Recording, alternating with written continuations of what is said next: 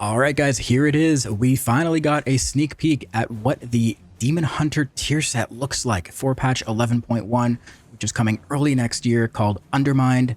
We go into the Goblin Mega City, and there's some really cool things happening there. And today we got a look at our tier sets. We have a tier set bonus to look at, and we have the appearances.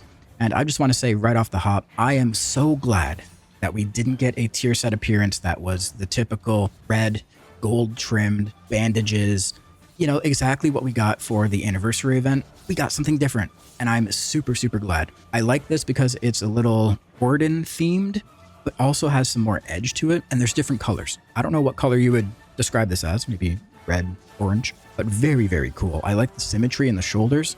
I like the sort of tail of the coat. It's all very cool. And keep in mind, there are going to be spell effects with this. We just don't have them in the data mined versions of these yet. So this is the one color. Scroll down. This is the blue color. Very cool. Got a green color, which I think a lot of people will go for. This one is very fell-like. We have a red-black color. This is more like, it reminds me of like dragon horns. But yeah, I think this is incredible. I'm so happy that it's a set that's something different. Let me know what you guys think if you guys like this. But next, we're going to take a look at the tier set bonuses and what it actually does. Now, the way that they're approaching tier set bonuses in this patch is a little different than what they've done in the past. So the way that they're doing it now is the two-piece bonuses have the same sort of buff that's happening for each role. So tanks all get the same buff. Healers all get the same buffs.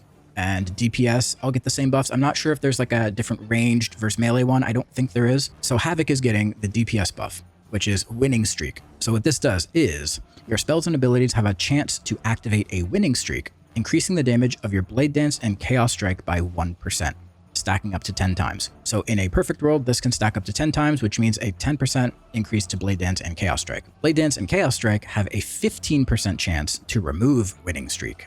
So we have a little bit of gambling here, which could be interesting. I don't know what the odds and probability are going to work out here. Like, I don't know, maybe there's some gigabrain person who can sort out and sift through these numbers. But it's okay so far. It's okay. Now, the four-piece. The four-piece set bonuses are what are specific to the class and spec. So all of these are going to be different for the different classes, but the two-piece generally is going to be sort of the same for all classes and specs of the same role. Just there might be some, you know, differences in terms of what abilities trigger what. So the four-piece winning streak persists for 7 seconds after being removed by Blade Dance or Chaos Strike. So really what could happen, you could get up to, you know, a 10 stack. You could press Blade Dance and that happens to remove it, but then that buff still persists for 7 seconds. And now, while those 7 seconds are happening, you're still going to be using things like Blade Dance and Chaos Strike, especially Chaos Strike. We spam that ability. So during that 7-second grace period, you could be also building up your stacks again. I'm assuming that's how it works. Entering demon form sacrifices your winning streak to gain 1% critical strike per stack consumed. Lasts 15 seconds. So I don't know how we're going to play around this. Like, some might think right away, okay, we're going to make sure we have a 10 stack before we press I-beam, but sometimes that could mean you have to hold your I-beam. And I don't think we ever want to do that. The other thing to consider is if we're taking the new Cycle of Hatred, which essentially is just reducing the cooldown of I-beam in half. So we're getting 20-second cooldown on I-beam rather than 40. That means we're going to be pressing it more often, which could mean we are using it at lower stacks every time because there's less time to be building up to 10. Not sure how this is going to work exactly. Once we get on the PTR, we'll be able to test it out and we can actually see it in practice. You know, a lot of people are upset that the two-piece is kind of homogenous between the roles. People don't like the fact that the two-piece for every DPS spec is the same or the two-piece for every tank is the same. I think we have to see it in action first. I can understand the angle of being like, okay, you know, we got these new hero talents.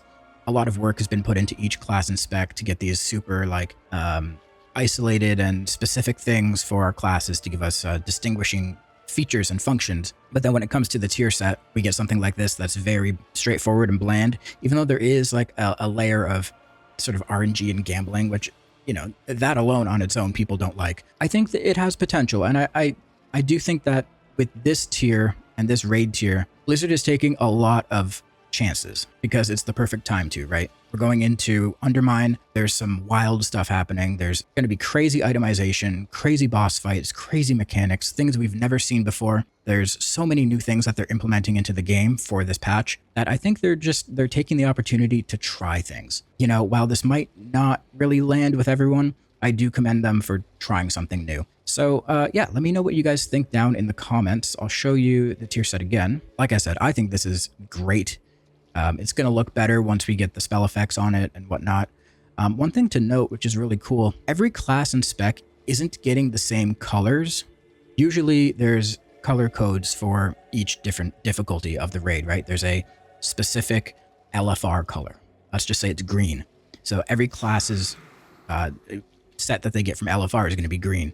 That's not the case this time. If you look through, every class has a different set of colors, and I think they were meticulously picked to go with the theme of the class, which is super cool. You can see some classes have gold and red, while others just don't have gold or red. Very cool. Like I said, they're trying new things. Look at that monk one. That's insane. We're not going to go through all these right now, but I will put a link to both of these articles down in the description. And yeah, let me know what you guys think. Leave a comment and let me know if you're excited for at least the visual of the tier set, and give me your thoughts on the tier set bonus. Do you think it's going to be okay? Is it too much RNG? What are your thoughts? Let me know. All right. Thanks for watching, guys. I'll catch you next time. Peace.